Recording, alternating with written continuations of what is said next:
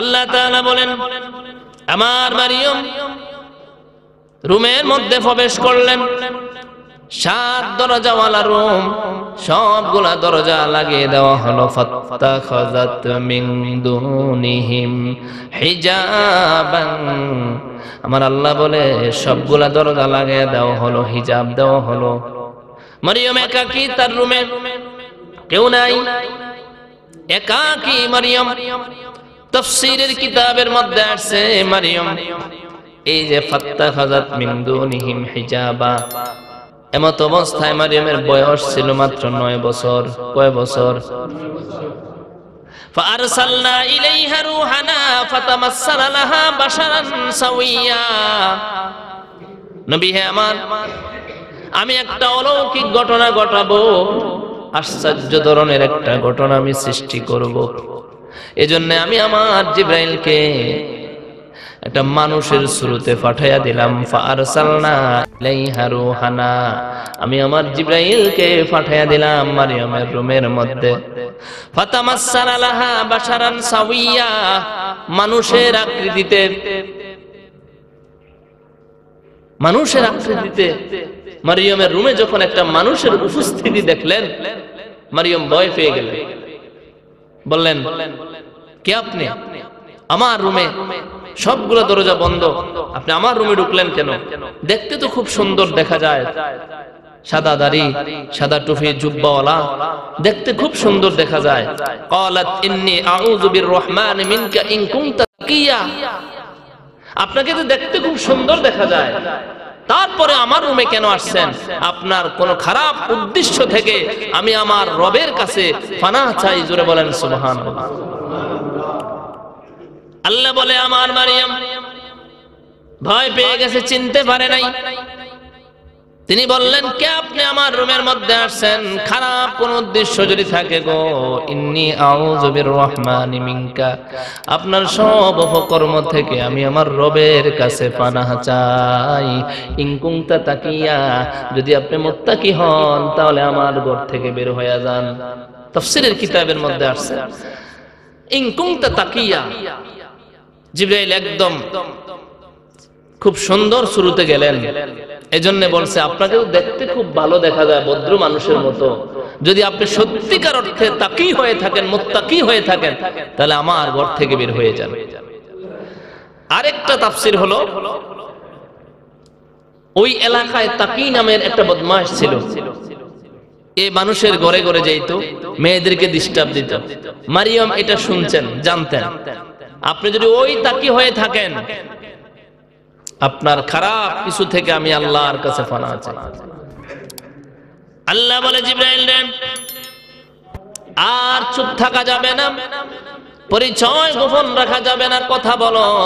জিবরাইল কথা বলে, ক্বালা ইন্নামা আনা রাসূলু রাব্বিকা লিআহাবা লাকা গোলামান যাকিয়া। জোরে জোরে বলেন সুবহানাল্লাহ। মারিয়াম, আপনি ভয় পাচ্ছেন কেন? আমি তো কোনো মানুষ না। ইন্নামা আনা রাসূলু রাব্বিক, আমি আপনার রবের পক্ষ থেকে পাঠানো প্রেরিত দূত, পয়গাম নিয়ে আসছি, সংবাদ নিয়ে আসছি আপনার কাছে। আমার নাম জিবরাইল আলাইহিস সালাম।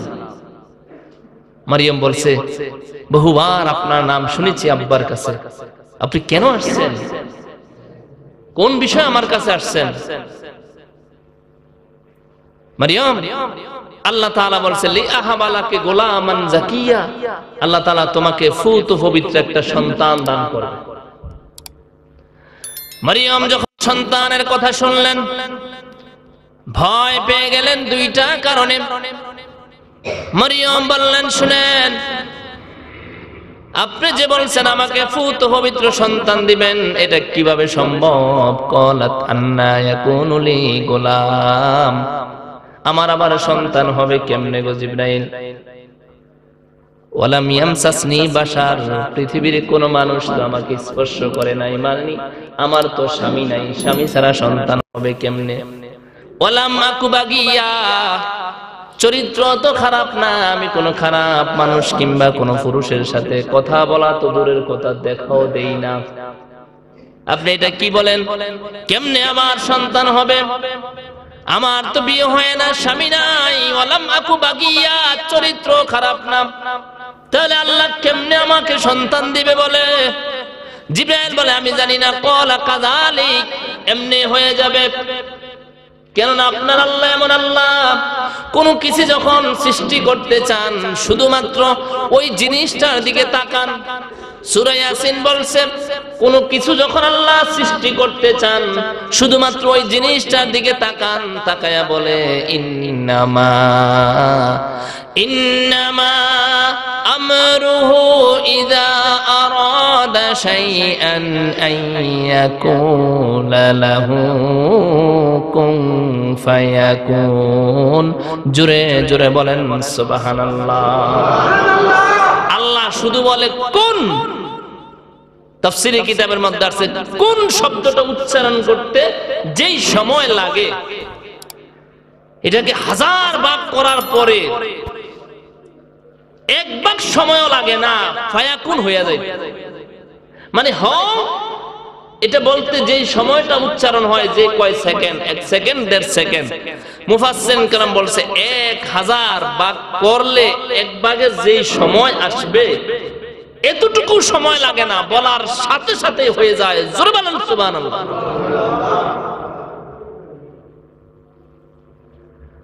আপনার রব ক্বালা কাযালিক, এমনি হয়ে যাবে। আপনার রব যা চান তা তিনি পারেন।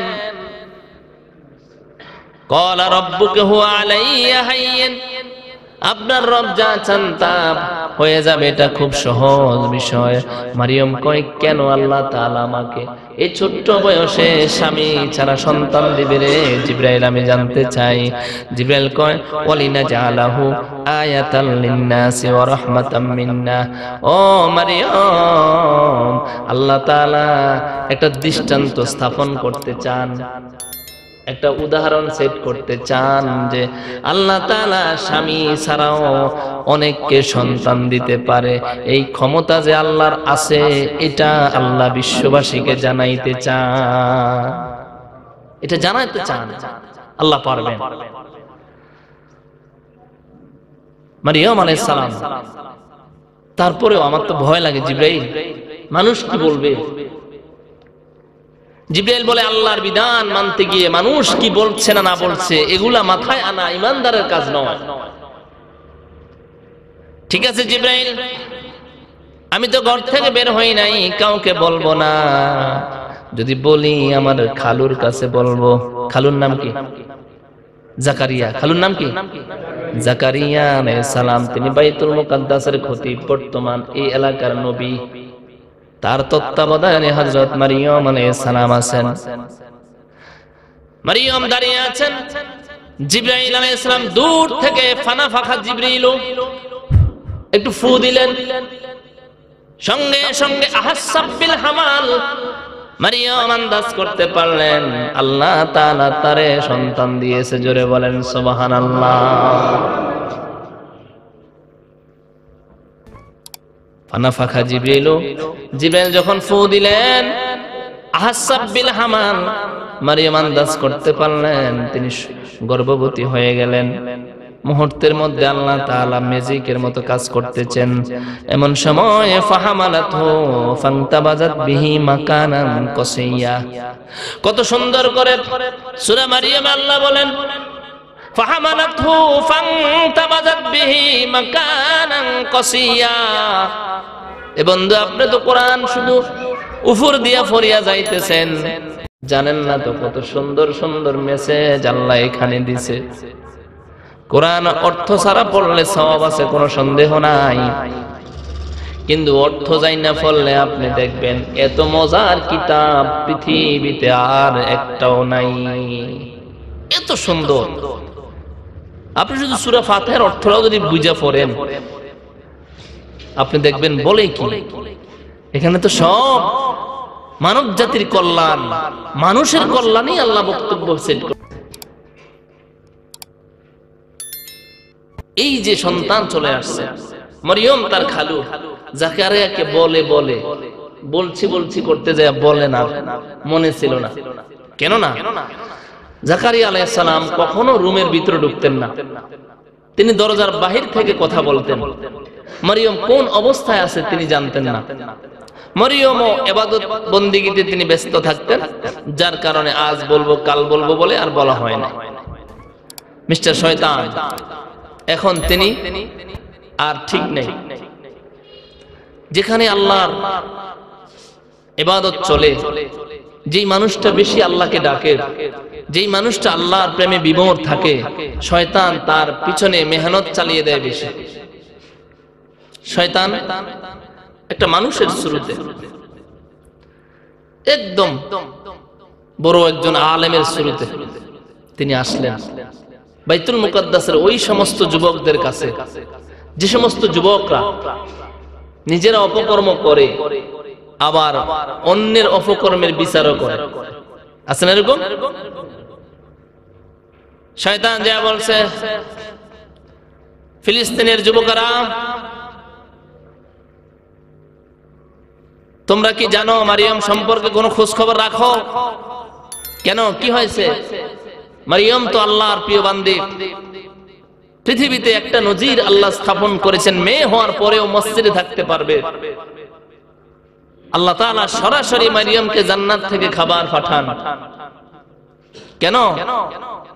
বলছে শোনো, এটা তো তার বাহ্যিক রূপ, আভ্যন্তরীণ একটা রূপ আছে, সেটা হচ্ছে মারিয়াম যত ভালো মনে করো অত ভালো নয়, আসলেই সে চরিত্রহীন লম্পট দুষ্কৃতিকারী। জোরে বলেন নাউজুবিল্লাহ। অপকর্ম করে রাতের অন্ধকারে যুবকরা যায়,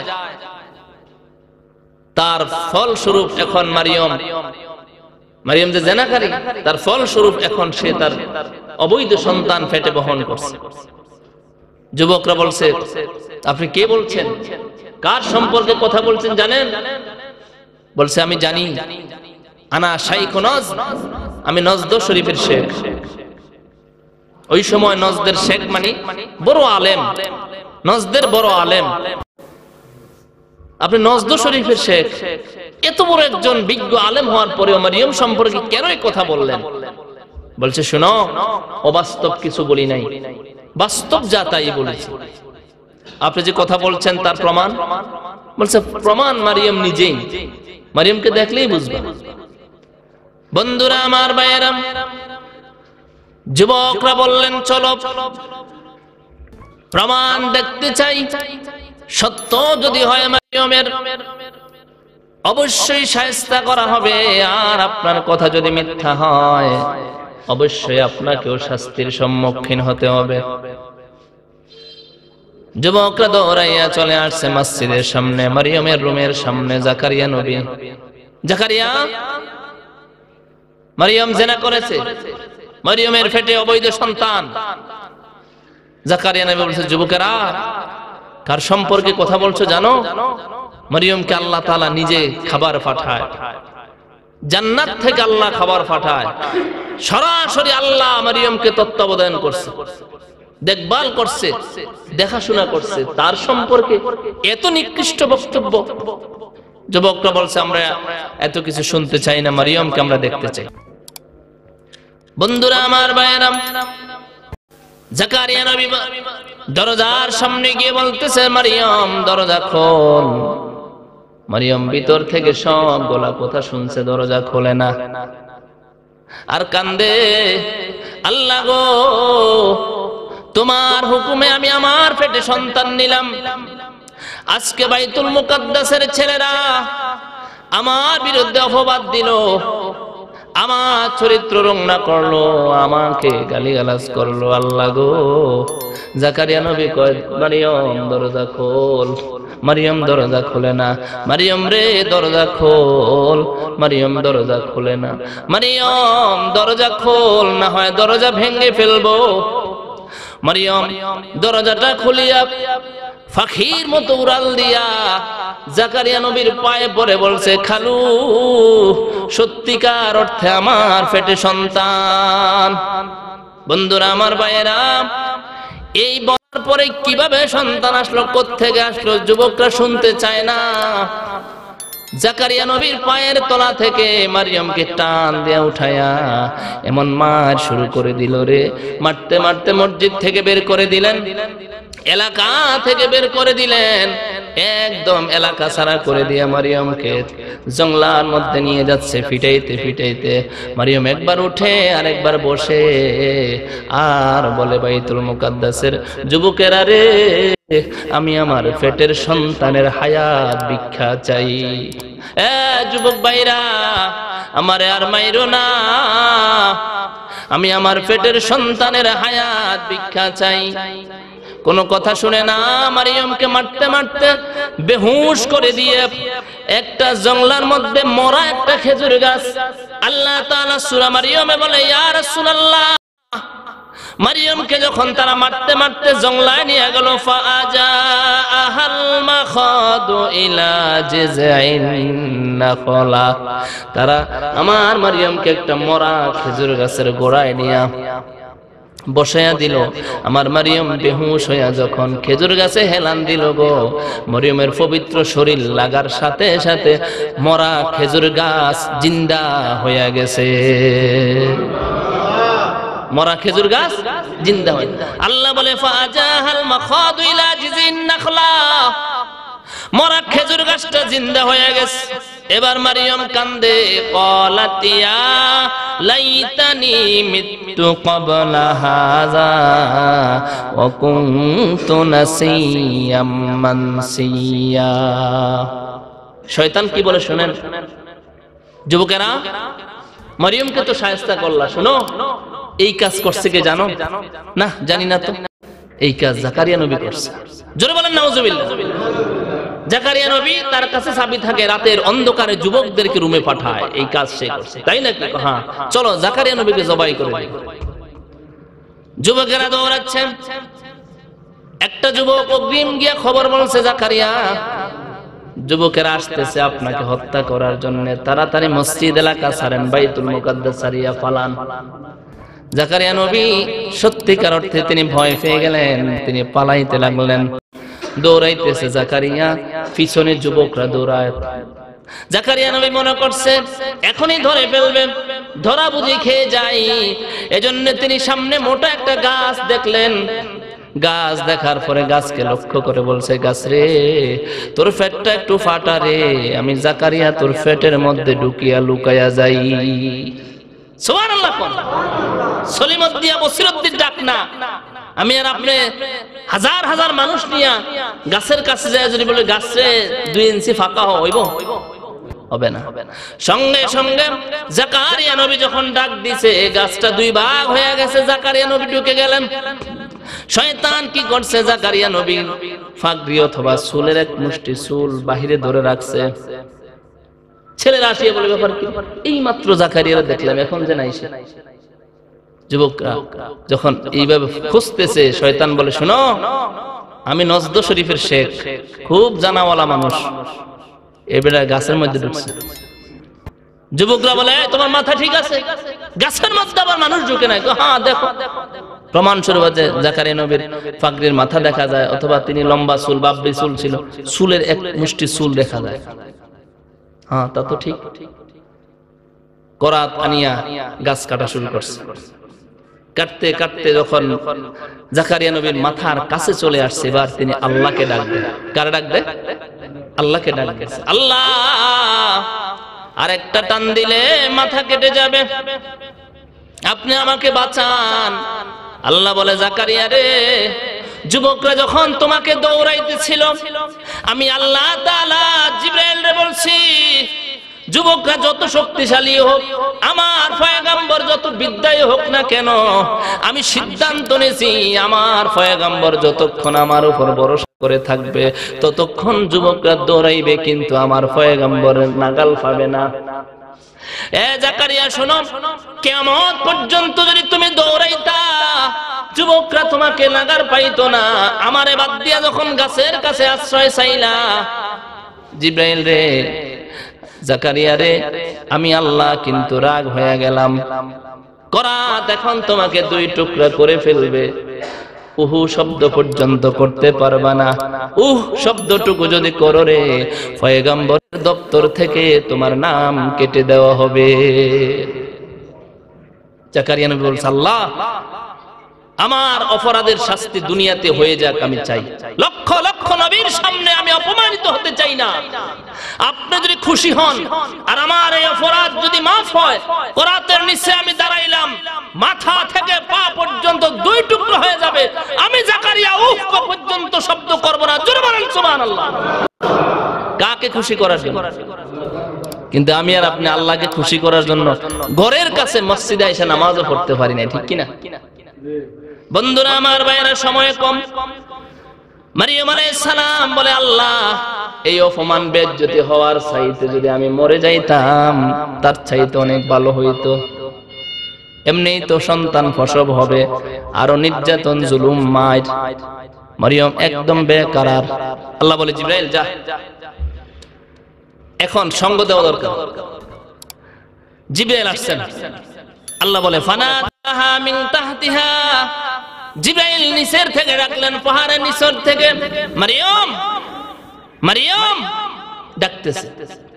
ফানাদাহা মিন তাহতিহা, কোরআন বলে এমন জায়গায় থাইকে ডাকছে যে মারিয়াম উপরে, জিবরাইল নিচে, পাহাড়ের নিচে। কেন না মায়ের যখন প্রসব বেদনা উঠে তখন কাপড় চোপড় ঠিক থাকে না, বেকারার থাকে, বেহুশ থাকে।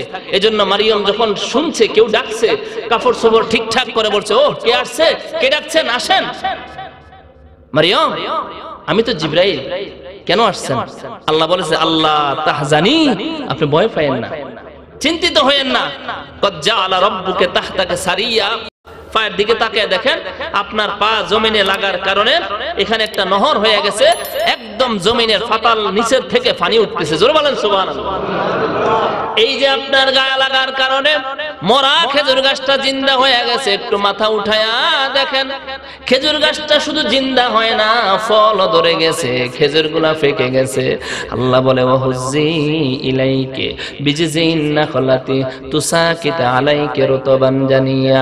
মারিয়াম গো, আপনার হাতটা দিয়ে যদি একটু নাড়া দেন, তাহলে ফাঁকা এবং তাজা তাজা খেজুরগুলো আপনার হাতের নাগালে চলে আসবে। জোরে বলেন সুবহানাল্লাহ। এই যে ফানির নহর, একটু ফানি দিয়ে মুখ টুক দোন আর একটু খান। মারিয়াম একবার ফানির দিকে তাকায়, আরেকবার খাবারের দিকে তাকায়, খেজুরের দিকে। আল্লাহ বলে, তাকে বল, ফাকুলি ওয়াশরাবি ওয়াকাররি আইনা, তারে একটু খাইতে বলো, এরপরে মুখটা ধুইতে বলো, হাত মুখটা একটু ধুইতে বলো। আল্লাহর হুকুমে হাত মুখ ধুইলেন, খেজুর খাইলেন। মারিয়ামের একটা ঘুম চলে আসছে। একটু পরে ঘুম থেকে উঠিয়া দেখে তার পেটের সন্তান ঈসা নবী এখন তার কোলে বসে বসে হাসতেছে। বলেন সুবহানাল্লাহ। ঘুম থেকে উঠা দেখে ঈসা আলাইহিস সালাম প্রসব হয়ে গেছে। জিবরাইল আবার আসছে, ওনারে ঘুমে রেখে চলে গেছেন, আবার আসছে। আসার পরে বলছে, এখন এই সন্তানকে নিয়ে আবার বাইতুল মুকাদ্দাসে যাওয়ার জন্য বলছে। মারিয়াম বলে, শোনো, আর কথা বলার তাল পাও না, সন্তান ছিল পেটে, পেটে থুয়েই যে মার খাইছি, এটা যদি সাথে করে নিয়ে যাই জবাই করে দিবে আমার। আল্লাহ বলছে যাওয়ার জন্য। বুদ্ধি শিখিয়ে দিলে যাবেন না? হ্যাঁ যাব। বুদ্ধিটা হলো, শুনেন, ফাইম্মা তারাইন্না মিনাল বাশারি আহাদান ফাকুলি ইন্নী নাযারতু লিররহমানি সাওমা। আল্লাহ বলছে, আপনি আপনার সন্তান নিয়ে কোলে নিয়ে যাইবেন। কেউ যদি আপনার জিজ্ঞাসা করে, আপনি কোনো কথা বলবেন না, আপনি বলবেন আমি আল্লাহর জন্য রোজা রাখছি। ওই জামানায় রোজা রাইখা কথা বললে রোজা মাকরু হইতো, কথা বলা যাইতো না। আমি আর আপনি রোজা রাইখা ভালো কথা বললে রোজা মাকরু হয় না। জোরে বলেন সুবহানাল্লাহ। তাইলে যাওয়া যায়।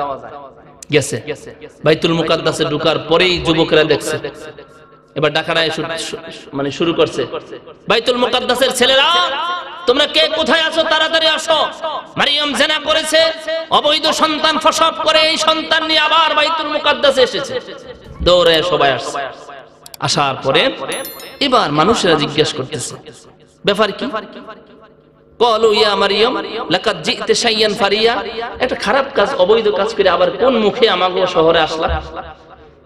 শুনো, ইয়া উখতা হারুন, হে হারুনের বোন, মা কানা আবুকি ইমরা সাউইন ওয়া মা কানাত উম্মুকি বাগিয়া। তোমার বাপ তো খারাপ ছিল না, তোমার মার চরিত্র তো খারাপ ছিল না, তুমি কেমনে এরকম খারাপ হইলা? জিবরাইল শিখে দিয়েছে বুদ্ধি, কোনো কথা বলে নাই। ফাশারাত ইলাই, মাত্র 2.5 ঘন্টা হইছে, প্রসব হইছে, তার দিকে ইশারা করলেন আর বললেন শোনো, ইশারা দিয়ে বলছে আমার সাথে কোনো কথা বলিও না, যদি কোনো কথা বলতে চাও আমার দুধের বাচ্চার সাথে কথা বলো। মেজাজ খারাপ, হ্যাঁ আকাম করছো, আবার দরবেশি দেখাও। দেখছেন স্যার কত বড় বদমাশ, হে অবৈধ কাজ করছে, আবার দরবেশি দেখায় রোজা রাখছে, হ্যাঁ নাকি কথা বলবে না। ক্বালু কাইফা নুকাল্লিমু মান কানা ফিল মাহদি সাবিয়া, কেমনে আমরা এই দুধের বাচ্চার সাথে কথা বলবো? বন্ধুরা আমার ভাইয়েরা, মারিয়াম ইশারা দিছে যদি কিছু জানতে চাও তার সাথে কথা বলো। কয় কর্মীরে কয় জিজ্ঞাসা কর, না স্যার আপনি জিগান, বিপদ আইলে আপনার উপর দিয়ে হোক, আমার দরকার নেই। ঠিক আছে, নেতা যায়া ঈসা নবীর একদম মুখোমুখি যায় বলছে, হে সন্তান, তোর মা না জিনা করছে, তুই না অবৈধ সন্তান। 2.5 ঘন্টা, জন্মের কয় ঘন্টা? 2.5 ঘন্টা পরে জিজ্ঞাসা করছে, তোর মা না জিনা করেছে, তুই না অবৈধ সন্তান। আল্লাহ তাআলা ঈসা নবীকে 2.5 ঘন্টার মধ্যে নবুয়ত দান করছে। জোরে বলেন সুবহানাল্লাহ। আল্লাহর পয়গম্বর বলে, ক্বালা ইন্নী আবদুল্লাহি আতানিয়াল কিতাবা ওয়া জাআলানি নাবিয়্যা। কারে অবৈধ বলছো, কারে যার সন্তান বলছো, শোনো, ইন্নী আব্দুল্লাহ, আমি আল্লাহর বান্দা। আতানিয়াল কিতাব, আল্লাহ তাআলা বলছে আমারে ইনজিল কিতাব দান করবেন। ওয়া জাআলানি নাবিয়্যা, আমারে একটু আগে নবী বানাইছে। জোরে বলেন সুবহানাল্লাহ। ওয়া জাআলানি মুবারাকা, আমি পবিত্র, আমার মাও পবিত্র। আমার আল্লাহ বলছে আইনামা কুনতু আওসানি বিসসালাত, আমার উপরে প্রথম যে ওহীটা নাযিল হইছে বলছে ঈসা রে, তুমি যেখানেই থাকো না কেন 5 ওয়াক্ত নামাজ আদায় করিও। জোরে বলেন সুবহানাল্লাহ। এইভাবে যখন কথা বলা শুরু করছে, যুবকেরা কম্পমান শুরু হয়ে গেছে। সারগেদরা কর্মীরা কয় স্যার থাকবেন না ফালাইবেন। নেতা কয় শুন রে, 2.5 ঘন্টা মাত্র জন্ম হইছে, 2.5 ঘন্টার বাচ্চা যখন কথা বলে ফালাইবার রাস্তা নাই। তাড়াতাড়ি মারিয়মের পায়ে পড়। সবাই মারিয়মের পায়ে পড়ে বলে, মারিয়ম গো, এই সন্তান আল্লাহ তাআলা আপনাকে দিছে, আগে যদি বলতেন আপনার গায়ে ফুলের টোকা পর্যন্ত দিতাম না। এ মারিয়ম, এই নেন 7 দরজাওয়ালা রুমের চাবি, আবার আপনার কাছে দিয়া দিলাম। আপনি আর আপনার সন্তান বাইতুল মুকাদ্দাসে, ওই ঘরের মধ্যে, ওই রুমের মধ্যে আপনার আল্লাহর নাম জপবেন। আর আমরা কথা দিলাম, আমরা সহ বাইতুল মুকাদ্দাসের তামাম যুবকেরা আজকের থেকে আপনার গোলাম হয়ে গেলাম। জোরে বলেন সুবহানাল্লাহ। আল্লাহ তাআলা কোরআনের শুরুতে আমরা বলছি ওয়াকিমুনাস সালাতা, নামাজ প্রত্যেকটা নবীর জন্য ফরজ। এই কথাটা বোঝানোর জন্য আমরা এই দীর্ঘ ইতিহাসটা টেনেছিলাম। তাহলে বুঝতে হবে যেই কোনো ঘটনার পিছনে কোনো প্রেক্ষাপট, ব্যাকগ্রাউন্ড আছে কিনা আগেটা খোঁজা দরকার আছে না নাই? দরকার আছে না নাই?